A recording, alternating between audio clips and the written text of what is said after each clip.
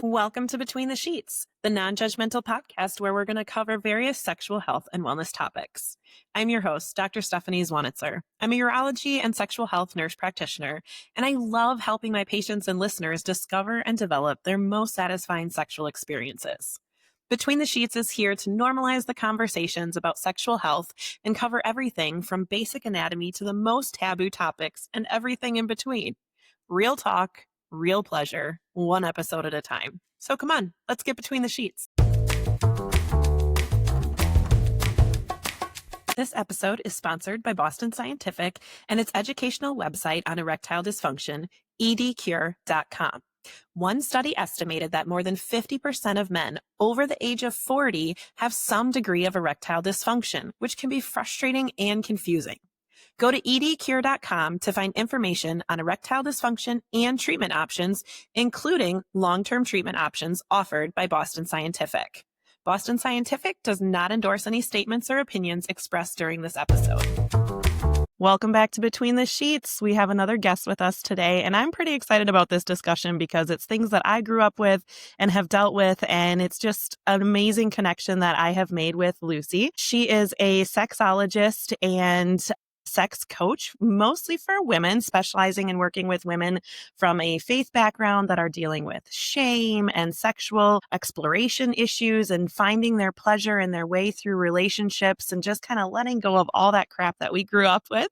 And I'm really excited to have this conversation with her. So Lucy, welcome so much. And I know you're a member of a sexologist organization over in the UK and you have a practice and all of that. So we'll certainly put all of that in the show notes, but I'm so excited to have this conversation with you today. Awesome. Actually, I live in Austria, not the UK okay. now. Okay. I know we moved here a few years ago. So my client base is international.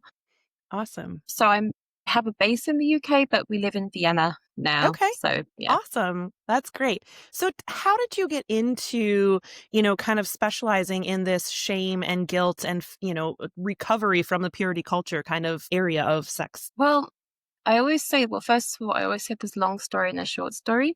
And I always also say that whenever you get into any kind of helping profession, anybody who says they got into it purely just about being interesting is lying. We got out of it out of our own personal stories. And it was the same for me. I grew up in a very religious family in the UK. So my dad, I think, is the UK's longest serving lay reader, which is in the Church of England. It's like not quite a vicar. It's like below a vicar. My family on both sides are very religious. Luckily, I always say it's most of the nice kind of religious. So it's not cultish. It's not fundamentalism. It's not shove it down your throat, you're going to hell kind of religious, but it's very much a part of both of my family life. And, even today, my parents are still active churchgoers. It's normal for me, if we're having dinner together, to talk about theology or to, they'll be gossiping, complaining about the bishop. It's still part of my family life on both sides. Yeah. But when I was a teenager, I got very heavily involved in it. And I got very heavily involved in the evangelical movement. And I know that you're US based and a lot of your listeners are US based, but evangelicalism that comes from the US kind of spread all over the world. And in the UK, I always say it's a slightly different flavor of purity culture to what you get in the US. It's maybe a bit more diluted, but it's still damaging. It's still dangerous, in my opinion. And this is a lot of what I internalized. So it was something that I've always had a very high desire and high interest in sex, even when I was young. So it was I had to squash that down. When you get horny thoughts or you start to get aroused, you just sit on it. You pray it away. You do what you need to do, which causes issues. It causes a lot of issues long term. And that's just one thing. So I went through faith deconstruction in my early 20s. I was also in recovery from long chronic illness. So it's something that is very intimate to me, where it's the shame and it's also the not trusting your body. Your body doesn't feel like a safe space. Again, it's a long story and a short story, but I guess the summary is it came from my own experiences. It came to how I came to do this work. And it's something that I love to talk about. I love to explore. I think that I always say that you don't have to have come from a religious background to have been affected by a lot of these teachings. Like in the US, like now, like in a lot of places, the teachings, the belief systems, the values, they trickle down into secular society. Yeah. So this is why I do what I do. I love that. I love that. And so you work with clients individually, and then I think you also have like some classes or sessions coming up for larger groups? Yes. So I work with women and people evolve as either on their own, one to one, or in a group or in a workshop Mhm, setting. So often they, when someone's asking for help with intimacy, it's often in the context of a relationship or mhm, marriage. But I mean, no, I'm going to work with you on your own because it's mhm, about you and your relationship with your body and your own sexuality. We can either do it one to one in sessions or as part of a coaching package or groups. I love groups. I love both mhm, facilitating them. I love being in them because in groups, it's where we can see ourselves in other people. We get mhm. witnessed. We can tell our stories. Sometimes you can release years load of, I'm going to say SHIT, Yeah, you from can say hearing it. somebody. Years of shit. Yes. I'm always careful about using the word trauma because often the Mhm, word gets kind of bandied around a lot. So sometimes I say shit instead of mhm. trauma, but we can I release a like it. lot of shit sometimes just by hearing somebody sharing a Mhm. different side of their story. And, Yeah, sort of as a humans, validation even that you're not alone. exactly. And like, Mhm, sex is a big, bad, scary taboo topic, mhm. even if you're not from a religious background. Yeah. And it means that you end up suffering in silence and feeling like you're the only Mhm, one. It's just me who's broken, and I'm going to use quote marks, frigid or a prude, or it's just me with mhm. the issues, and everybody else is somehow having like multiple orgasms a day. And it's just not the case. Right, It's just not right. the case. And I think it's also like with mental health, with so many things, when a topic is taboo, adds an extra layer, an extra Mhm. emotional stress layer. So Yeah. being in a group, it can be really healing. Yeah, I love that. So talk to me about some of the shame that you see women dealing with. Is it that they don't trust their own bodies? They don't know how to experience things. They've done things before marriage, and so they're a whore. Where are you seeing the various issues with shame? I think it's, first of all, there's no one size fits all, and there's no Hmm. one story fits all. I'm A lot of the time people don't realize that shame is an issue in the first place because it's often very, Mm, very internalized. It's not that somebody's going to come to me and say, I'm really struggling with shame. That might yeah. not be the thing. And it can go both ways. It can be where you were either brought up maybe super religious or super conservative, where you were just taught over and over again from various different places, this bad, body bad, cover up, be modest, don't be a slut. Or it can also be where you might have had a really like wild Hmm. young, I say youth, that sounds bad, but like wild in your younger years. Yeah. And then you feel ashamed for it. Was I a slut? Was I doing too Hmm. much? And one of my favorite things when I'm talking to women about that is, well, yeah, maybe you did some things that didn't feel in integrity, that didn't feel good to you, that you wouldn't repeat now. But you Hmm. learned a lot about yourself and you probably Right. had fun. Yep. And now that you can, now you're older and wiser, you can take what you've learned and your boundaries and maybe take some of the good stuff that was there, but Hmm. that wasn't bad. And if I go back to how it shows up for people, shame is it's an insidious thing, and it's something that creeps up over a period of time. And it's something where it's not so much a thought pattern, but it can be a Hmm. deep sense that there's something wrong with me. There's something wrong with my body, that my body is something ugly and disgusting. I think especially if you come from a background that really prioritizes modesty, I really have an issue with that. Or when there's a lot Hmm. of rhetoric today about women covering up, it's basically saying like right now I'm wearing a top, but you can kind of see my cleavage. So like this bad, this good, Right. it's this thing where it creates this kind of hypervigilance around our bodies. It can also show up as simple as, I don't know what I like. I Hmm. don't know what I want. It's really common to like be in a relationship or had like multiple relationships where you have no idea what you like sexually. Hmm. And especially if you're heterosexual, you're just waiting for the man to do everything. And Yeah. then if he can't or doesn't or can't read it right, it's like, oh, well, that's it then. Yep. Just a lifetime of bad sex. And it can also show up as when you're in bed freezing up. Like, they Hmm. whisper in your ear, what do you want me to do? What do you like? Right. Shit. I don't know. Stuff. Right. Yeah. Aren't you And supposed to know yeah, what I like? just do it all. It's fine. I like it Right. all. Right. And like it's, there's this whole narrative where it's in secular society where as women we're taught we're not supposed to be very sexually knowledgeable. It's the Hmm. whole like virgin whore dichotomy Yeah. where, and it's really awful that it's being repeated in like the manosphere and thing, Mhm. where like they want a woman who's like super pure, but also like a freak in the shoes at the same time. Yes. Yeah, It's impossible. We can't win. right. Um, I actually and I can dated a go, man not too long ago, so I'm in my 40s, not too long ago, and that was exactly he wanted to have great sex, wanted to explore and do different things, and I have a sex podcast, so the man should know better. But he was floored at the fact that I have a sexual past. And he would oh make my God. comments like, "I can't believe you've done that before. I want a woman who is my woman. I don't want a woman who's been out there." Like, first of all, do not shame me and make exactly. And that was like the demise of our relationship because it was like, this is not the 1950s. I am not going to go straight from my parents' house to my husband's house and never explore anything. Like, I believe in exploring and enjoying, and you are not going to make me feel shame. Now, I can Yeah. say that now after all of my self work and all of that. Yeah. But if I hadn't done all of that self work, and if I hadn't had people like you and myself in my life that have allowed me to explore and to talk about this in a shame free environment and to remind me that I am not bad, right? Yeah. Not good or bad. I'm not bad. I just had experiences and that my experiences don't make me a good or bad person. Oh That would have God. affected me so much more than it did. And instead, it was like, well, you don't get to say that to me and you don't get to make me feel that way. So goodbye, we're done here.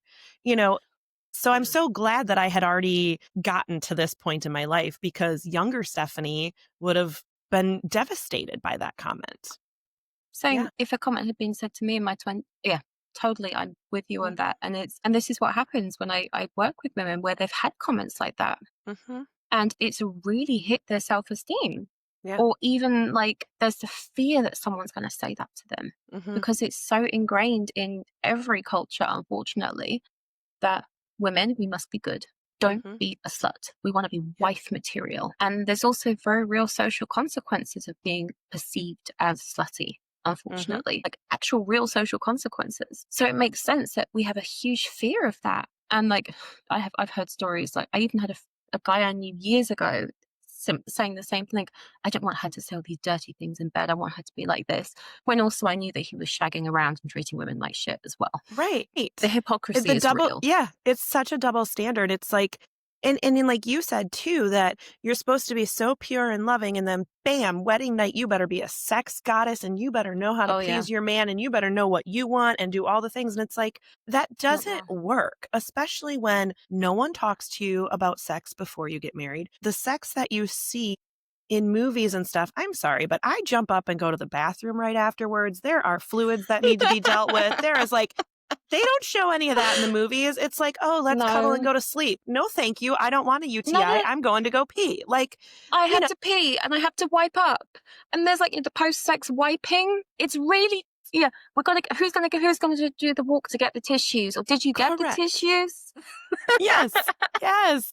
And it's so like you have no frame of reference of what real sex is. And there's this societal, we don't talk about it, hush, hush, just figure it out yourself, but don't really figure it out yourself because then you're a slut.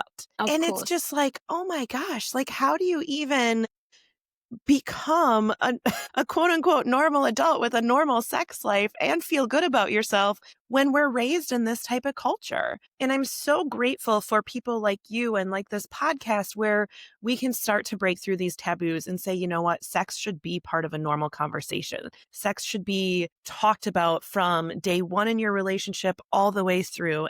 What you like now is going to change. And all of these things and body fluids and whatever, because it's normal to talk about that. And it's good to talk about that. You talk about good and bad. Yeah. It's good to talk about these things. You're not wrong for wanting to talk about them with your partner. It's not a bad thing to voice your needs. And Yeah.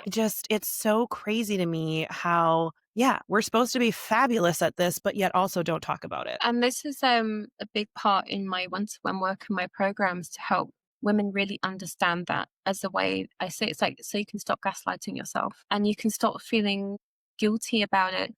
And sometimes you don't even realize you're feeling guilty about it, but it's this comparisonitis. Like, why can't I be somebody super confident Like, it can bring up so much insecurity. Like, Mhm. well, I'm not somebody who's like super body confident and can like strip off and be like all like this. And that comparisonitis of comparing yourself to an impossible standard, it can really crush you. And Yeah. also it adds to the shame, it adds to the anxiety. And, you know, when we have sex, it happens in the body. Mhm. 99% of the time, it happens in the body. And when we have so much shame and anxiety and insecurity, plus body shame, plus diet culture, plus all of Mhm. these things, well, then it makes sense. Oh, and then messaging that vaginas are ugly, smelly, and disgusting, don't touch yourself. All of these things, well, then, Mhm. of course, it makes sense that it's going to be hard for you to let go and to have like rippling orgasms because it Mhm. doesn't feel safe to your body. Right. It's why women, even there's a whole cultural commentary that even today, women who in the media and in the press who don't conform to a certain storyline Mm. are treated really badly Yeah. in the media. Women who are seen as promiscuous, it doesn't matter what she's really like in real life, she'll Mhm. be dragged through the media. She'll have all sorts of stories said about her and told about her. It's not safe to be a sexually empowered woman, Mhm. even today. It's getting better, but it's Yeah. still very much a thing. Yeah. I absolutely agree. I absolutely agree. And it is frustrating, especially for those of us who are trying to change that culture. We have a long way to go yet. Talk to me about, so when women come into you and they're talking with you about, I don't know how to explore my body. I don't feel like I'm allowed to. I don't experience orgasms because they're constantly worried about like what you just said. How do you get them to start to open up and say, like, just touch yourself, just do this, like, where does Mm. that kind of flow to? How do you get them to be more comfortable with themselves? I have my own process with this, and also it's like to anybody listening, it's very very bespoke. It's very much Mhm, depending on where you're at and what you're comfortable with. But I always start first of all with a bit of information and education about the nervous system in the body and what it does when it's under threat, mhm, because that is a way of normalizing your experience. Because I often have clients where they've worked with a practitioner in the past who said, right, just touch yourself, but it's like mhm, you're basically starting from 0 to 100. And I think education, psychoeducation is really important. So mhm, to first of all know what's happening with your body, why are you reacting like this in the first place? And can you even thank your body and your system for trying to keep you safe? mhm, Because I believe that way you start to treat yourself with respect. But I usually start with I like to go back to foundations, which is how does your body tell you it likes something? How does your mm, body tell you it doesn't like something? Can we start to get curious about that? Because often you would have had a life and loads of experiences where you've been forced to override yourself mm, from, as simple as you've got to sit up straight in class when mm, actually what you really want to do is move around. yeah, How does your body tell you something feels good? And how does your body tell you something doesn't feel good? And can we mhm, start to build a bit more of that relationship? So it's not that, right, I want you to start touching yourself straight away, because that might feel a bit like either like forced homework. I'm like, oh God, well, mm, my coach told me I've got to touch myself, but I really don't want to today. yeah, But also, it can kind of reinforce, especially if you've got a history of like unwanted touching, or mm, you've got a history where a partner's been trying to touch you and turn you on, but you feel so numb or you feel so checked out that it's like, I've no idea. So that's generally what I start with. How does your body tell you it doesn't like something? Can we get curious about that? Can you keep a little journal of how your body told you it liked something? mm, And then I also get them to explore non sexual pleasure, but also joy. How okay, does your body tell you it liked and enjoyed something? Whether it's a slow cup of coffee, whether it's a hot shower, mm, can you keep a journal of the things that brought you pleasure and joy? Because it's a way that you start to teach yourself that it's safe. mhm, Because with say these women with so many people, it's not enough for me to say just start touching yourself, mhm, because you right, also would have internalized the message that pleasure isn't safe, that yeah, sensuality isn't safe. So this is ways in which we can start to reframe it within our mind and our body. Oh, it is safe. mhm, Oh, I'm allowed to feel pleasure. I'm going to spend extra long sipping this cappuccino. I'm going mhm, to go out because the sunset's looking beautiful, and I'm going to spend a couple of moments just like taking it in and savoring it and letting it yeah, trickle. I love I'm going that, to, I'm going to like buy fancy shower gel and really mhm, gorgeous body cream. And maybe for now, I'm not going to try and like feel pleasure per se. I'm just going to allow it to feel good because it feels good. Yeah. And then we can start to work it in. Then we can maybe do some exercises to explore self-touch. Sure. But I think, and there's different ways of working as well. There's a Yeah. really lovely workbook by someone called Evian Whitney. Mhm. It's called The Sensual Self, I think. Okay. And I love it because it's full of prompts of Yeah. ways to explore your sensuality. So this is kind of how I work. Was I Yeah. waffling or was that? Yeah. No, I love that. It's so important to, like you said, learn your self-regulation and what feels good and what doesn't feel good just in general life, let alone then Yeah. once you get intimate. Another thing that I like to do for my patients, because I'm more on the medical side, right? I'm a urologist. So I'll have Mm. my patients take a mirror and just look at themselves. Oh, yeah. So many Yeah, women have yeah. never looked at themselves. And then I tell them, Google vulvas. Look, they're not the same. There is nothing wrong with the fact that your labias are bigger than somebody else's, or you Yeah.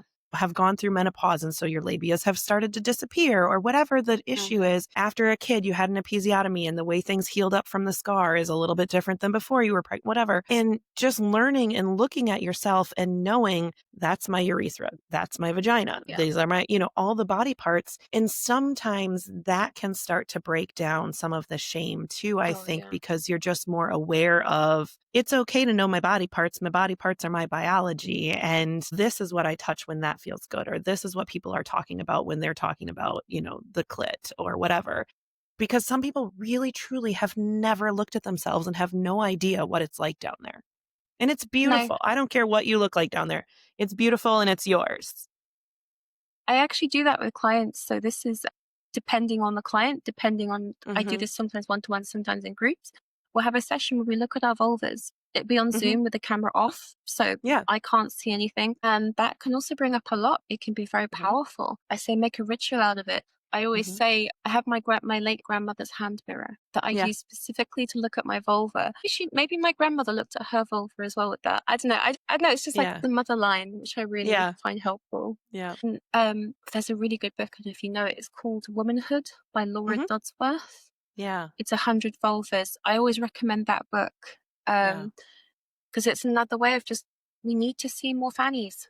We Yes. need to see more. We need to see more, and it's again because it's even a simple thing of you go into like a public bathroom and it's normal to see penises drawn on the walls. Mhm. Yep. Don't see fannies drawn on the walls that often. Not No. as much. Sometimes I do, depending. I think I've done it once. I think I saw a penis drawn on Yeah. the wall and I think I got a pen and said, right, and I had to draw a vulva next to it just for Perfect. balance. Yes. Yes. Absolutely.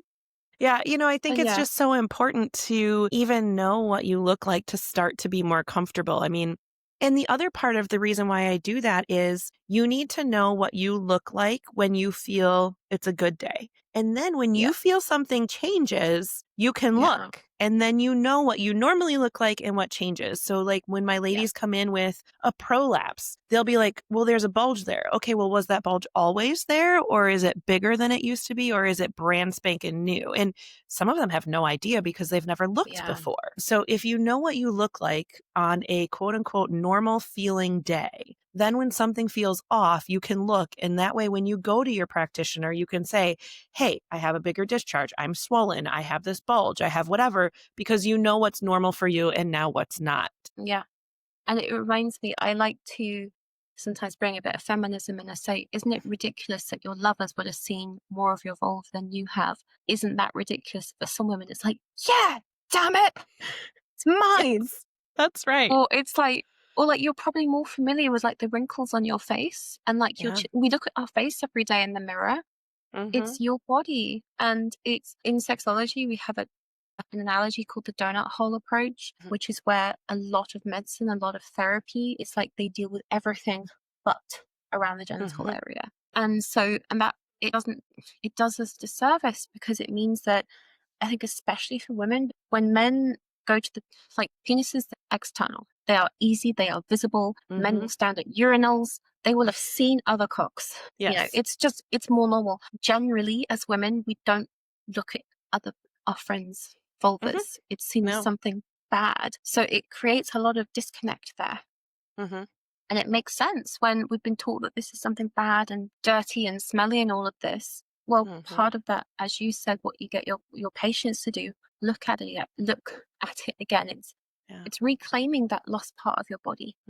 Yeah, and just and taking and I think that that just helps to take away some of the shame too. Like it's yours, own it, look at it. It's okay, it's Mm, beautiful, and there shouldn't be shame around just looking at our own body parts. I mean, for Pete's sake, penis holders come out of the shower and like they're all wiggling it around and stuff. Like they're all excited and they're like, "Hey, baby, look at this!" Like like we don't do that. We don't bend over and grab our ankles like, "Hey, baby, look at this." Like we should. Maybe we should start that. I think maybe I will practice that this week. I think maybe I will try that too. I probably Yeah. have done it. I mean, maybe it's just the circles I've been in. But again, it's like it's this. I mean, that you can really get into vulva art, look into like Mhm. old ancient erotic art. It's just Mhm. normalizing. Like in London, you've got the Vagina Museum, Yeah. which I love. I haven't been to I only went to their old venue. I haven't been to their new venue because they Okay. changed. I think it's the world's first vagina museum, like Okay. just about vulvas and vaginas. And like there's loads of people on Instagram now doing vulva stuff. There's vulva Yeah. art. You can go on Etsy. I mean, I wear a clitoris necklace. It's I very love that. subtle. Yep. I Yep. know. It's And I just a know little thing for myself. yeah, and No, yoni it's not is clitoris, another it's a name vulva. for it. Is a vulva. Yeah. Okay. Yeah, yoni art is also so yoni is another word that Yeah. some cultures use for the vulva, so that's another one. But yeah, there's Yeah. beautiful things out there and it's so that's helping, right? Yeah.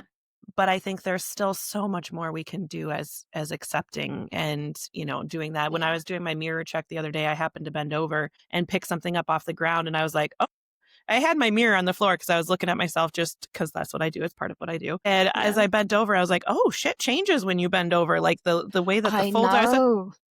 I was like, I "Dang, know. look at that." It's so funny. Like I found it weird when I think I was looking at myself lying down, and then I had to Yeah. sit up, and I was like, "What Yeah. happened?" It's all become squashed as I sit up. This is Yes. so weird. Yes. So look at yourself in different positions. And and also I'd say laugh at it in terms of Yeah. it's okay if it's funny, Yeah. if it feels ridiculous. I think when we bring that humor and that lightness to it, because Yeah. often there's this expectation that it has to be super serious, like, right, looking at my Yes. vulva now, and it's a Right. thing, and I've got to make it a thing. It's okay to Yes. laugh at it and be like, Mhm. this is ridiculous. I Yeah. feel ridiculous. This is silly. No, like, pull faces. Yeah.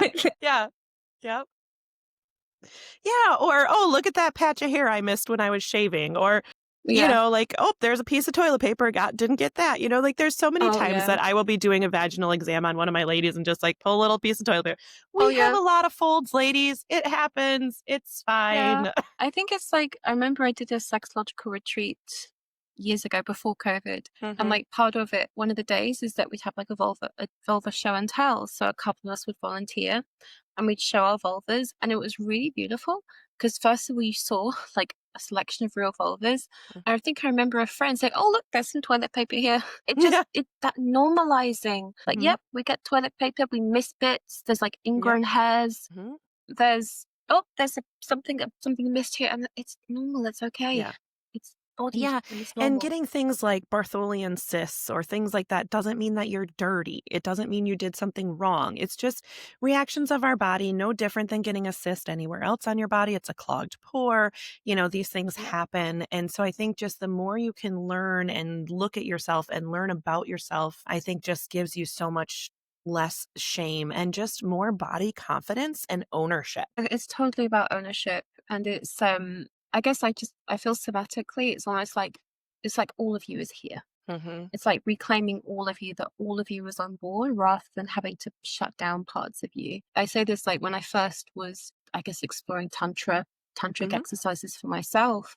Again, coming from a church background, it was almost like I felt like all of myself was present, Hmm. that all of me could be on board, and not realizing before that I couldn't feel all of me. Yeah. And it's so Yeah, it's powerful. It's really fantastic. powerful. It really is. You know, I I don't think that we realize how much we're missing until we take the time to explore and take that breath and stuff. And I always tell my patients, how do you expect your partner to know what works for you if you don't know what works for you? Mm-mm. Take that time. And Yeah. I love what you said about, just feeling pleasure. Anyways, it doesn't have to be today's session is about climaxing myself. It can be Mm-mm. does hard touch, soft touch, feather touch silk, what feels good when I Mm-hmm. rub it on my skin. And that's what today's Yeah. session is. Just what do I feel like feels good? What does it feel like to just have nipple play today? I'm not touching my anything below the belt. I'm just playing with my boobs today. Like what each time that you take time to explore doesn't have to result in climax. It can just Mm-hmm. be what feels good, what doesn't feel good. I'm listening to my body. I'm learning myself. And then when you get into the partnered situation, you can be more confident to say, I'd rather you touch me this way. I actually prefer this. Things like that instead of Mm-hmm. expecting your partner to just know what to do for you. Oh, yeah. And I always say it's like, I guess you can get the feminism on board again, but it's like, why should you wait for your partner? But Mhm, it's your body, it's yourself. And it's also like whenever I say nobody can give you an orgasm, in mhm, that, yes, they can create the right conditions, but the orgasm happens within you. And I mhm, also love what you say, like today's nipple play day. Like when I was running a group program a couple of months ago, this is one of the big takeaways that a lot of the women got, which was I don't have to bring myself to orgasm. I can just like enjoy myself and just like enjoy hanging out in this space. And mhm, maybe I'll take it further, maybe I won't, but I'm just going to mhm. allow myself to feel pleasure for pleasure's sake. And Yeah. that's it. I think it's Yep. often a mindset change as well, which is Mhm. very countercultural, which Right. is I'm allowed to feel pleasure for pleasure's sake without there being Mhm. a goal. Yes. I don't have to earn it, Mhm. especially if you not just come from a conservative background, but even a corporate background or a background where you had to prove yourself and be the good girl and get Mhm. the good grades and be a good woman and be a good person. Right. This idea that we get to feel pleasure for pleasure's sake or even gratuitous pleasure for pleasure's sake Mhm. can really flip a lot of ideas on the head. Mhm. It can be Yeah. very, yeah.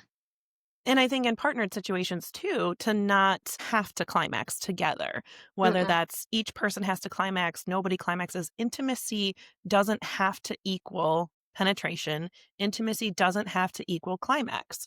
You can experience those times of pleasure with each other in various forms. It doesn't have to be our goal is climax today. It can just be Mm-mm. enjoying each other, give each other massages, give each other play, give each other whatever. Maybe it's just a hot makeout session this time, you know? Those are great. You don't have to And save also, those for the teenagers. Like, you can have a hot makeout session as an adult. when was the last time you had a hot makeout session as Right. well? Like, think about that, especially if like you've been having sex and you think, well, why? Especially if like you were not having sex before and you were like just making out because that's Mhm. as far as you could go. Right. Have a hot makeout session. Why aren't you Yeah. do that now? It's fun and you're Right. allowed to have fun and enjoy that closeness with each other. Yeah. Again, pleasure and closeness for pleasure's sake. Yeah, absolutely. And I think that those times are when you can really break through some of your barriers too. When Mhm. you're Yeah, taking totally. that climax goal off the table and just enjoying each other and playing and having fun. And I love to reiterate that to my patients too, that you guys should be having these conversations about sex with your partners. It should be, like you said, you should be able to laugh. Your body made a weird noise during sex. You squirted for the first time. You, whatever, you want to stop and be like, what the fuck just happened? Like, you know, that should be You okay. farted or you Right. queefed and it's okay. Exactly. Yes.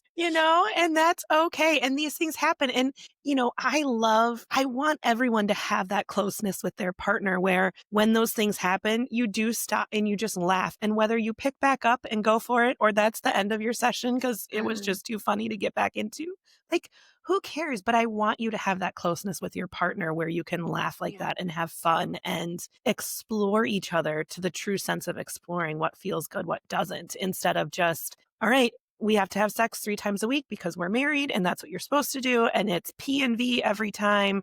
Everybody has to climax or we failed. No, that's just not true. And especially when like you hear these statistics, like I mean, like some podcast bros make these up saying a healthy relationship should be having sex 3 times a week.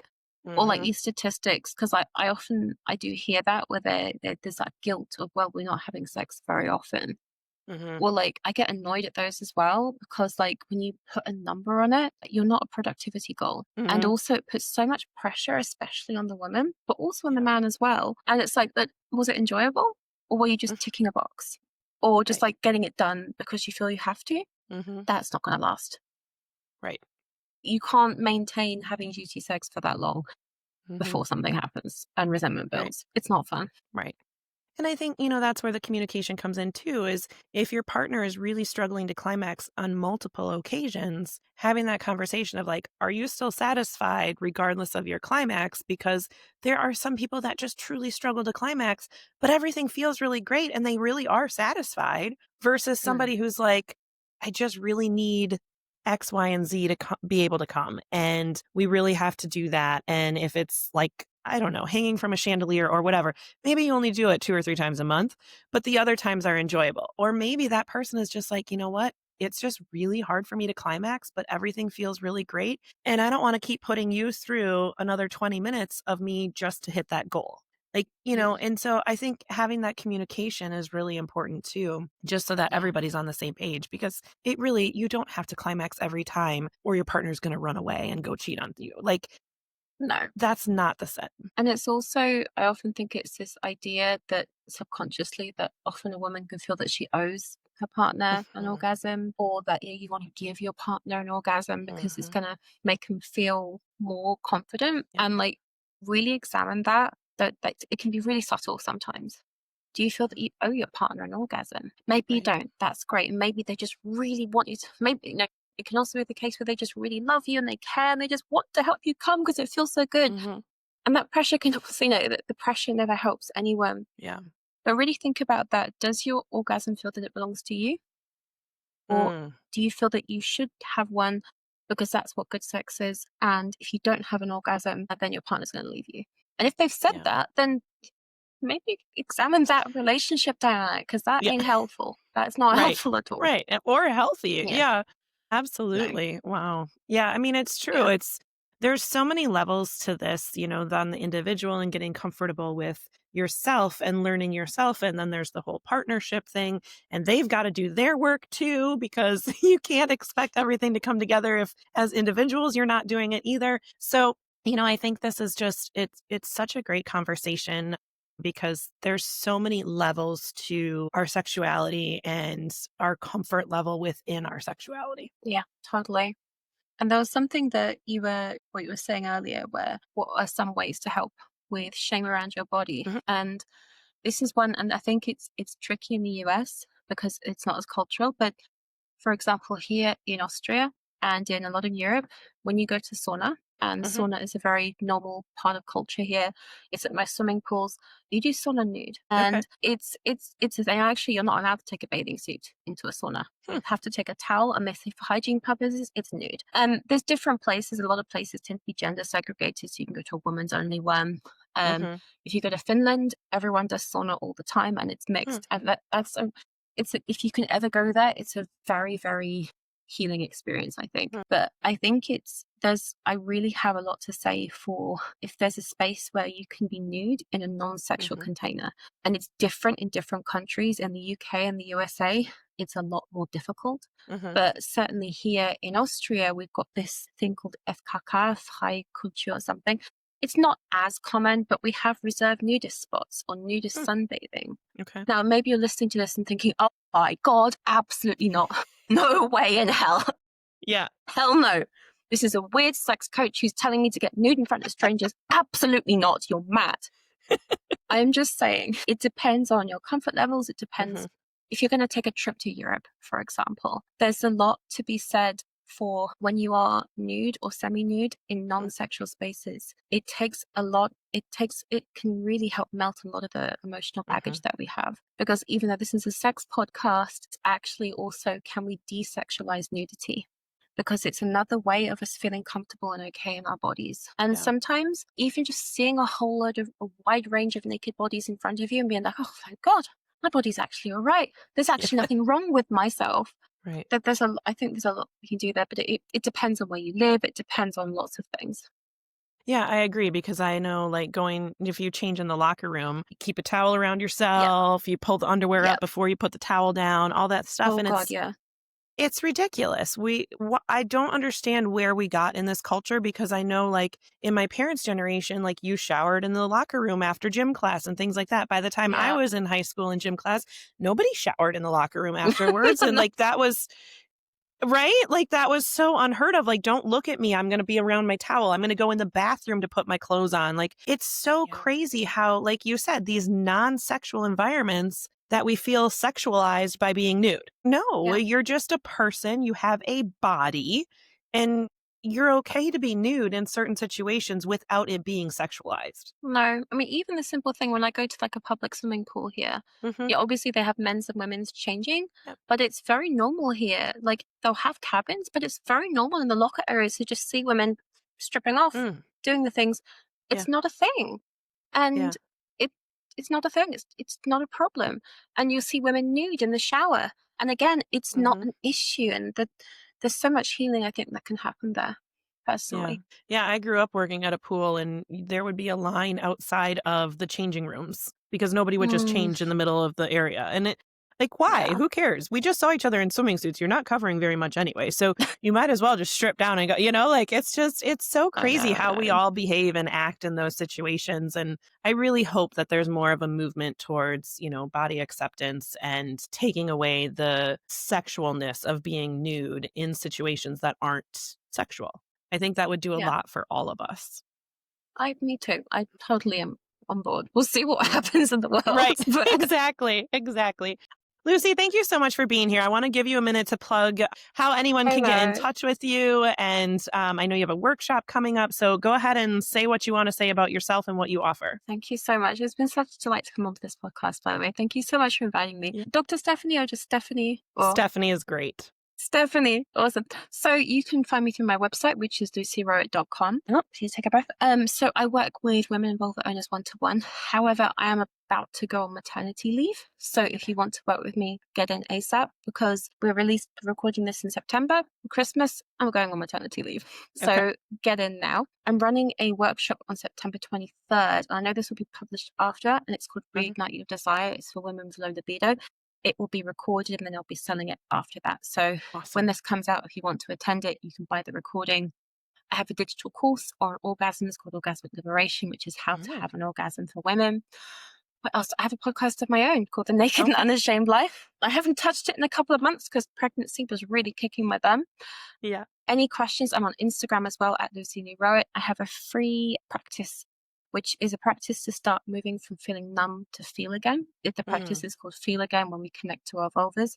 It's a really powerful and simple practice where if you are feeling numb, if you're struggling to orgasm, if your libido is low, it's a way that we start to feel your body again. It's free. It gets you onto my mailing list. I'll post all the links and send them to Stephanie. And any Perfect. questions or feedback, do get in touch. Email, Instagram DM. Yeah, email or Instagram DM. I'd love to hear from you. Yeah. Awesome. Thank you so much. And yes, those will all be in the show notes. We'll make sure.